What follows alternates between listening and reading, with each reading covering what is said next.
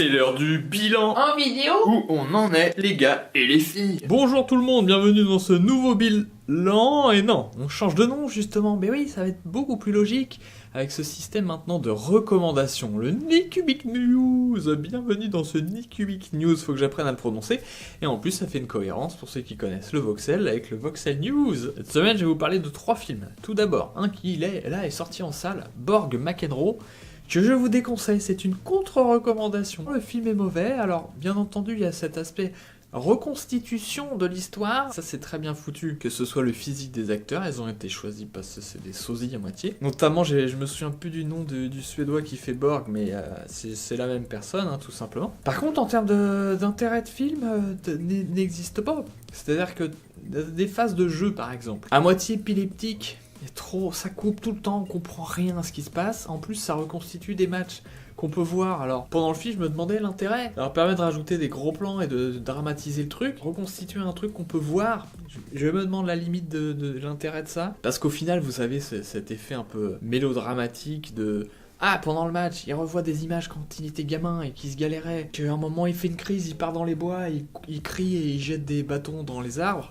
Vous voyez, déjà quand on le raconte, on sent qu'il y a ce côté ridicule. Donc n'allez pas voir Borg McEnroe. Et pourtant, comme vous pouvez constater, j'étais chaud, j'étais prêt, j'avais tout le matériel. Vraiment, c'est réservé uniquement à ceux qui aiment le tennis. Là, tu ressens des petits moments un peu sympas, voilà. Ça donne à la limite envie. Quelqu'un se lance dans la création d'un documentaire ou d'une série documentaire qui reprendrait des bouts de match entiers, avec potentiellement par-dessus une voix qui peut-être vient rajouter des éléments, pourquoi pas des interviews des mecs quand on met par-dessus les matchs, enfin vous voyez, ça donne envie de quelque chose, mais en soi ça n'est pas intéressant. À côté de ça, 2 autres recommandations, on va aller vers le passé. Tout d'abord 2012, Les Mondes de Ralph, de Rich Moore. Vous savez, je fais des vidéos jeux vidéo, ça m'intéresse. Du coup, un film jeu vidéo qui prend l'univers, tout de suite on se dit attention, ça peut faire peur. Il y a eu un film d'ailleurs, je l'ai pas vu, mais visiblement c'est une grosse merde, Pixel, un truc comme ça. La première bonne idée, c'est d'utiliser une licence qui n'existe pas pour faire le partie centrale du film. Vous avez donc Ralph qui est le méchant d'un jeu, et vous avez un autre personnage qui lui reconstruit. Donc le joueur dirige la reconstruction pendant qu'un mec est en train de péter un immeuble. Ça reprend Rampage. Je crois que c'est le nom du jeu, Rampage, où il y avait un truc avec, c'était un dinosaure, des singes géants qui pétaient des immeubles. Et bref, ça c'est une plutôt bonne idée, puisque ça évite d'avoir l'ombre d'une licence comme ça qui plane. En même temps, ils viennent mettre d'autres personnages quand même emblématiques. Vous avez notamment la scène d'ouverture qui est dans le trailer. Vous avez Bison, vous avez Bowser, en mode alcoolique anonyme. Ah, on est méchant, mais c'est bien, machin. Donc ils sont là vite fait, et d'ailleurs, je trouve le film plutôt subtil sur le côté référence. Parce que ça peut être un film très geek, avec tout le temps un petit bruit de Zelda, un petit bruit de machin. Là, vous avez effectivement des références, et vous avez aussi des personnages qui ressemblent. Est-ce qu'ils avaient des problèmes de droit, et qu'ils auraient bien aimé prendre des licences ? Ou est-ce que simplement c'était une idée plus maligne de pouvoir en parler sans être bloqué justement par une licence? En tout cas, le résultat, moi c'est ce que je juge, hein, c'est que ça permet d'utiliser le jeu vidéo de manière un peu plus subtile. Ça reste un film grand public, c'est Disney, style Pixar aventure, mais ils auraient pu tomber, je trouve, dans le piège justement d'utiliser le jeu vidéo, faire trop souvent des références. Là, ils se servent un peu de mécanique pour faire avancer l'histoire, et je trouve l'aventure est très cool, et 2 personnages de laisser pour compte qui deviennent amis face à l'adversité, des choses qu'on a déjà vues, mais je trouve en fait qu'il y a une bonne mécanique. Il y a 2 couples de personnages. Vous voyez, c'est pas juste l'aventure d'un bonhomme, il rentre en interaction avec un autre qui a d'autres problématiques, et en parallèle, vous avez 2 autres personnages. C'est ça qui est assez marrant, c'est que le héros du film, c'est le méchant, mais vous avez quand même le héros qui existe, qui a sa problématique à lui, qui entre en interaction avec un autre personnage, vous voyez. Je vais essayer de rien dévoiler en même temps. Et vous avez un peu les 2, et ça c'est pas mal. Par contre, ça m'a donné une idée d'un autre film, parce que là forcément les personnages, quand les joueurs ne jouent plus, ils sont libres de se balader d'une borne d'arcade à une autre. Parce que le mec est méchant, donc ça le fait chier d'être le méchant tout le temps, et le gentil est tout le temps félicité. Mais ce qu'il faut bien se rendre compte, c'est que quand le jeu est lancé, le personnage, enfin le joueur, il dirige le gentil. Donc il est comme une marionnette. Il fait ce qu'on lui demande de faire. Tandis que le méchant, il est potentiellement un peu plus libre. Même si dans la réalité du jeu, c'est un programme machin. Là, dans la façon dont le film fonctionne, les méchants, eux, sont libres d'attaquer. Ils sont pas dirigés par un joueur. Donc ça aurait pu être le sujet, justement. C'est le gentil, il est félicité, c'est le héros. mais en même temps, bah, il a pas son libre arbitre. Vous voyez? Ils sont pas allés par là. Et c'est peut-être le truc où je trouve c'est un peu dommage. Mais en tout cas, l'aventure est vraiment cool et il y a plein de petites idées sympathiques. Donc je le recommande. J'ai passé un très bon moment face à ce Ralph et j'attends le 2 qui va arriver l'année prochaine du coup. On est là sur du film familial d'animation colorée. Vous doutez bien que je vais aussi vous balancer une recommandation un petit peu plus cinéphile. Donc on continue vers le passé avec À bout de course 1988 de Sidney Lumet. Tiens, années 80. Il y a du revival. Stranger Things, ça vous dit quelque chose? Voilà, on est sur des années 80 un peu différentes. Celle où il y avait des scénarios, les mecs. C'est à l'époque où les gens savaient écrire des personnages, etc.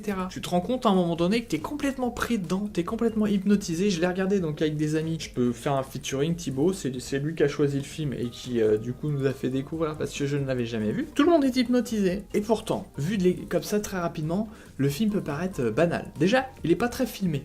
C'est-à-dire que peu de mouvements de caméra, hein, vous n'avez pas des longs travelling, vous n'avez pas des cadrages, un découpage extrêmement précis et cut, assez peu de plans, assez statique. Les cadres en eux-mêmes sont assez larges, les personnages peuvent respirer dans le cadre, du coup on a l'impression qu'on n'a pas cette vision d'un cinéaste qui vient de se mettre un petit peu un gros plan sur tel élément, tac tac tac tac. Et pourtant le film rentre en toi de manière folle, parce que justement ces personnages peut-être peuvent plus respirer dans le cadre. Déjà peut-être un premier élément de fascination c'est l'histoire, puisque on suit ce gamin interprété par River Phoenix, un gamin adolescent, qui est donc en cavale avec ses parents. Ils sont poursuivis parce que c'est des gens politisés qui ont fait des actes on pourrait appeler terrorisme. À la base, ils voulaient attaquer personne, ils voulaient exploser un laboratoire dégueulasse. Quelqu'un a été blessé ou tué, mutilé. Du coup, ils se retrouvent poursuivis pendant des années par le FBI. Ça, c'est le départ, le point de départ. C'est une famille qui donc change d'identité régulièrement et qui se planque. Donc il y a un côté policier.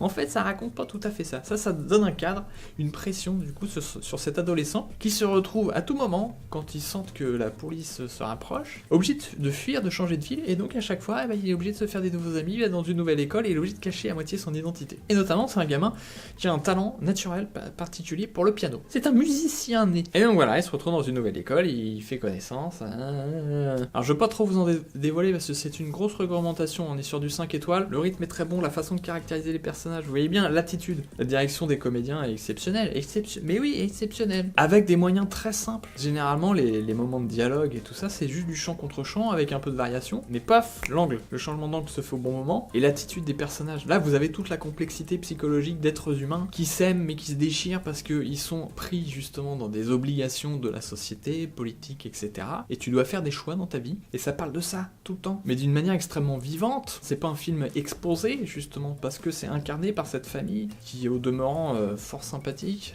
Une espèce de convivialité comme ça entre eux qui fait plaisir à voir, et voilà, en même temps ils sont pris dans un tourment. Alors là, Sidney Lumet, un cinéaste qui est assez peu connu, je trouve, vraiment à tort. Hein. Ah oui, faut y aller là, faut tester les gars. Donc comme quoi il n'y a pas besoin d'effets spéciaux et de trucs spectaculaires pour faire un film extraordinaire. Voilà. Et puis pour se finir sur ce système recommandation, je voulais, c'est plutôt commenter une news. Rien ne va plus dans le monde de Star Wars, je trouve. Vous aimez bien depuis longtemps, mais là on avait l'espoir que les choses s'améliorent. À partir du moment où George Lucas s'est débarrassé de son truc, il savait plus trop comment s'en démerder.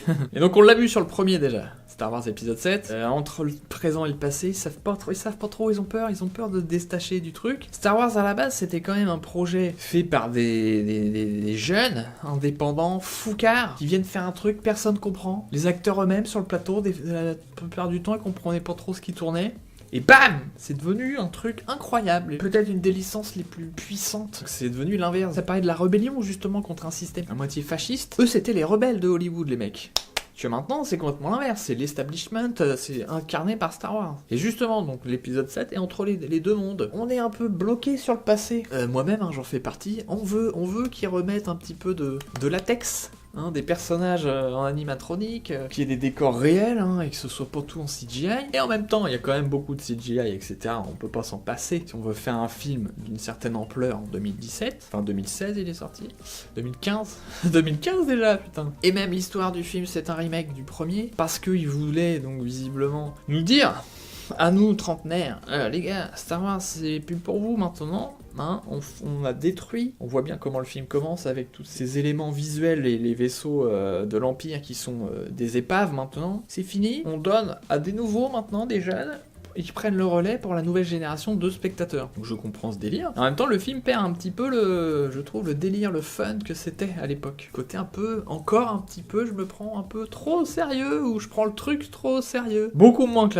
la prélogie de merde. Mais bref, là je me barre en sucette parce que je voulais donc parler Rian Johnson qui fait l'épisode 8, on ne sait pas encore ce que ça vaut. Est-ce qu'il va continuer à faire un remake, ou est-ce qu'ils vont apporter vraiment... Ça y est, on a tué un personnage important, on peut peut-être faire fi du passé et essayer d'amener de la nouveauté, parce que je trouve que le premier tiers de l'épisode 7, il fonctionnait extrêmement bien, et c'était que de la nouveauté, même si bon, ouais, il y avait déjà le côté, on revient sur Tatooine, machin, mais il y avait que des nouveaux personnages quand même. Une dynamique nouvelle, et ça fonctionnait très bien, il n'y a pas besoin de remettre les vieux en fait, c'est là où le film commence à patiner. Bref, ils annoncent donc une nouvelle trilogie, canonique, visiblement, et non pas les spin-offs, donc épisode 4, 5, 6, 7, 8, 9... 10, 11, 12, réalisé par Rian Johnson. Je trouve ça dommage que ce soit un seul mec déjà. Star Wars avait un côté un peu collectif, il y avait toute la bande. Si le film a aussi bien fonctionné, c'est notamment parce qu'il y avait la femme de George Lucas qui était au montage.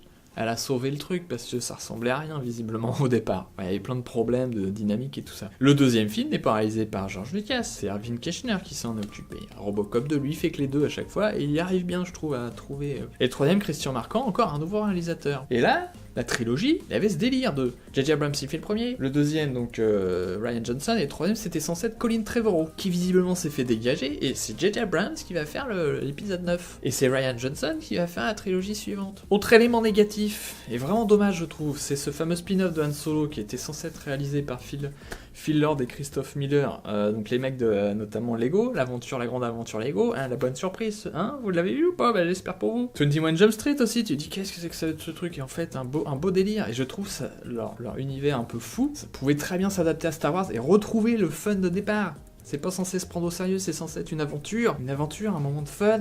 Bien sûr, il y a un côté un peu dramatique pour être pris dans une tension des personnages, on vit ce truc, mais c'est des héros invincibles normalement. Bon, bref, j'étais extrêmement réjoui et curieux de voir s'ils allaient en faire, et bah boum, différents artistiques, ils sont virés et ils sont remplacés par qui? Ron Howard. Ron Howard, c'est quand même la vieille garde. Le mec qui l'a fait Willow. Willow, c'était le Star Wars d'Heroic Fantasy de l'époque. C'est plus la même personne maintenant. C'est un vieux maintenant. Je dis pas qu'il bosse mal ou quoi. J'ai plutôt bien aimé son Rush, là, son film sur les coureurs de Formule 1, là, Loda et je sais plus l'autre. Mais vous voyez, sur un Star Wars, on va revenir à une forme classique. Ron Howard, je le vois pas me faire bander dans un film d'aventure-action. Space opéra. Ils ont peur, en fait. Ils ont peur de prendre des risques et de tenter des trucs, alors que Star Wars, c'était une énorme prise de risque et tenter des trucs que personne n'avait fait. Donc si on reste bloqué avec des mecs comme ça, on peut pas s'en sortir. Et vous l'avez remboursé votre investissement déjà, non? L'espoir sur Disney qui reprend Star Wars se pète la gueule de plus en plus, hein. Pour vous consoler, vous pourrez regarder cette excellente série d'animation de Tartakovsky, Clone Wars. Mais attention, faites bien attention, pas le truc en 3D de merde, le truc en 2D, qui lui a retrouvé du fun. Il a quand même réussi un exploit, c'est-à-dire qu'on lui fait faire Clone Wars, donc ça se situe pendant les épisodes 1, 2, 3, je sais plus entre lesquels, et donc il est obligé de reprendre le délire de merde, des Jedi, de n'importe quoi, je me prends au sérieux à fond, j'essaie de faire un film un peu politique, dont l'écriture est nulle. George Lucas, tu ne sais pas écrire un scénario, c'était déjà le cas Star Wars, heureusement t'avais des gens autour de toi qui ont permis à faire sortir les choses bien que t'avais trouvées et que tu voulais faire, bref. Donc le pauvre gars, il se retrouve à faire l'animation là, dans ce contexte. Et il a réussi à faire un truc génial. Il y a eu 3 saisons et au total ça fait 2 heures, je crois. Ça vous fait un film de 2 heures. Et il a trouvé comment faire un truc. On retrouve du fun dans un aspect dramatique. Vérifiez bien, Clone Wars, animation 2D, Tartakovsky. C'est un génie d'animation ce gars-là, tout simplement. Et l'autre élément quand même, Star Wars, qui est, voilà, Rogue One. Il y a ce truc, on tente quelque chose, mais qu'à moitié, du coup ça marche pas. On essaie de faire un film de guerre, mais en fait, sur la fin, cette espèce de truc mélo, personnages qui servent à rien, on sait pas trop, et on sent le truc entre deux, on hésite, on a peur que... Allez-y à fond si vous voulez faire un film vraiment de guerre sérieux. Pourquoi pas? Je trouve Star Wars peut s'adapter à plein de genres, c'est ça qui est assez fort aussi avec cette licence. Mais faites-le vraiment, faites pas à moitié, sinon ça fait des films mitigés, et c'est de la merde. Ouais, il y a des sous en jeu, mais on ferait sûrement plus avec des choses plus marquées. Il se passe quelque chose là, Il y a encore plus de gens qui vont y aller, peut-être des gens qui ne sont pas à la base intéressés par Star Wars, s'ils entendent parler, ils ont tenté un truc les mecs. Bon c'est vrai aussi, c'est à cause du public qui est frileux, qui va voir que des suites des Avengers et des machins, merde. Attention, Nick Cubic News, ça va durer beaucoup trop longtemps, dès qu'on me lance sur le cinéma, je ne peux plus m'arrêter, c'est très problématique. Parce qu'il a un peu le temps de parler Nick Cubic aussi quand même, j'essaie de mon côté de faire des petites choses, voilà, avec des moyens de merde. Qu'est-ce qui s'est passé? Qu'est-ce qu'on a bossé pour l'instant? Tout d'abord, séance d'écriture. J'ai été engagé par Monsieur Lecoeur avec Blaise pour bosser avec lui sur son scénario, son prochain film d'animation, science-fiction. L'idée c'est comme ça qu'il y a un peu de brainstorming, plein d'idées de plein de personnes qui se mélangent, on essaie de, voilà, avec le scénario, il soit sympathique. Donc ce qui est marrant, c'est que moi j'avais filmé, on avait fait déjà une session il y a un moment. Là j'avais filmé, et la dernière fois, donc dans les 2 semaines là, on en a fait une autre. J'ai oublié de filmer, mais du coup je vous balance les images de la première. Pour que ça ait l'air sérieux, tu vois, je mettrais juste ce moment-là. Ah, j'avais pas pensé à ça, trop bien. Putain, c'est hyper intéressant. Il fait semblant de nous aider en plus. Genre, on est en galère. Je mettrai que ce moment-là, vous inquiétez pas. Ça y est, c'est fini? La petite illustration, ça vaut ce que ça vaut. Ça rend les choses plus concrètes de mettre une petite image. À côté de ça, vous avez eu le making-of de Jules. Garden Movie. Vous êtes vierge? Ça, les making-of, même de mes propres films, ça me fait délirer. Je sais pas s'il y a un truc dans mon cerveau à chaque fois. D'un côté, des films que j'aime beaucoup, je veux pas trop les voir. Vous voyez, pour garder ce côté fascination mystère, à moitié l'oublier, et puis le remater, le redécouvrir. Et en même temps, j'adore démystifier, par notamment les making-of, voir les tournages. Un film super sombre et tout, et puis en fait, tu te rends compte que sur le tournage, les mecs se font des blagues scato, se font des paix dans la main et se les lancent. Putain, pendant Blade Runner, là je donne un exemple faux, hein, mais genre de truc que tu découvres, tu fais putain. Génial. Vous avez eu aussi le Critic Man sur la planète des singes. Ils ont carrément des métiers à cliché d'époque. Ils font des manteaux eux-mêmes. Esquive un peu son destin. Alors là, 41 vues, c'est déprimant au possible. 165 abonnés, je ne sais pas quoi faire. Et du coup, le problème, c'est que ça me pose des questions sur qu'est-ce que je produis. Peut-être ça m'oriente vers une mauvaise direction. Faire des trucs de plus en plus courts, de plus en plus faciles à faire, je pense que c'est pas une bonne chose. Mais en même temps, tu filmes un stylo pendant 1 heure, tu mets sur YouTube, t'as 40 vues, juste parce que les gens tombent au hasard. Tu te dis, autant simplifier un maximum. Mon but n'est pas d'avoir 40 millions de vues. Mon but est juste qu'à un moment donné, ça puisse être une sorte de travail, d'avoir un revenu. Donc il faut un minimum de visibilité pour ça, même pour pouvoir monter des projets, pour pouvoir dire regardez j'ai fait ça, il y a tant de vues, machin, ça aide beaucoup. Donc je me dis est-ce que je suis pas mieux à faire Aviman, enfin c'est un peu ce que je fais là, c'est-à-dire dès que je vois un truc, paf, je fais une vidéo de 3 minutes sans intro, sans sketch, avec une seule caméra et je cut, ça peut aller très vite, ça peut me permettre d'en faire plein. Si je couvre tous les films que je vois et les séries, c'est peut-être plus intéressant d'ailleurs de pouvoir en faire beaucoup pour aider à faire le tri de tout ce qui sort. Si ça faut pas rater, ça vous pouvez passer à côté, c'est peut-être utile, peut-être faire une vidéo par semaine où je mets les différents trucs que j'ai pu voir. C'est une question que je me pose, je sais pas où ça va mener. Parce que pareil, voilà, un Critic Man, aussi simple que ça a l'air, ne serait-ce que le doublage au début et le sketch, ça prend autant de temps que le reste. Tu te dis, ouais, est-ce que c'est vraiment utile? Est-ce que ça change vraiment quelque chose? Je me dis peut-être je suis mieux à faire juste, je prends des bandes annonces et je fais du doublage dessus. Alors, c'est des choses aussi que j'ai envie de faire. Je suis un peu perdu, hein, soyons bien clairs là-dessus. Mais du coup, j'ai bossé aussi sur le Critic Man de Free Fire et ça, on va en reparler. Je vais balancer Tipeee, mais j'ai pas eu le temps de me mettre dessus pour voilà, relire mon machin, être sûr. Il y a un peu ce truc de quand tu le lances, faut être sûr de soi. Donc c'est beaucoup trop long, donc vite, on va dans le présent. Alors justement, le présent, je dois vous terminer le Critic Man de Free Fire et vous le balancer cette semaine. Je vais aussi prendre un peu de temps voxel parce que j'ai pas assez avancé sur des bidules. Donc là, je voudrais valider, exporter quelques glitch time pour en balancer 1 ou 2, je pense, cette semaine. Je vais aussi assembler, monter. Ouais, je vais commencer le montage du bilan de la saison 7 du voxel. Et du coup, il va me rester du temps quand même pour Nick Cubic, c'est la semaine Nick Cubic. Alors, Tipeee. Voilà, je vais essayer de me prendre une journée pour me concentrer là-dessus et puis faire. Bon, allez, faut le lancer, de toute façon. Je crois qu'on peut modifier une fois qu'il est lancé, donc allez, merde. Même si je sais que ça va être la misère et que ça peut me déprimer, c'est peut-être pour ça que Et le reste du temps, voilà, Nick Cubic, là il y aura peut-être moins de vidéos, mais je vais me consacrer à l'écriture, le projet TIC et le projet avion, au moins ces 2 trucs là. Cette vidéo n'a que trop duré, oh là là, la durée, et en plus plus c'est long à monter, ouais, bonne idée mon petit gars de faire ça comme ça. Il faut que je fasse moins de recommandations, hein. J'aurais dû faire un seul des 4 trucs. Et bonne semaine à vous les petits amis, je vous fais des gros bisous, et à très bientôt, à cette semaine, pour les Critic Man, et après bilan et tout ça. Au revoir. On dirait pas, mais ça tient putain de chaud, juste un bandeau. Pas besoin de mettre un bonnet, comme ça abîme moins les cheveux. Je vais peut-être mettre ça tout l'hiver. Non, ça va me faire encore un trou comme avec mes oreilles de Shrek. Personne peut comprendre, tant pis pour vous.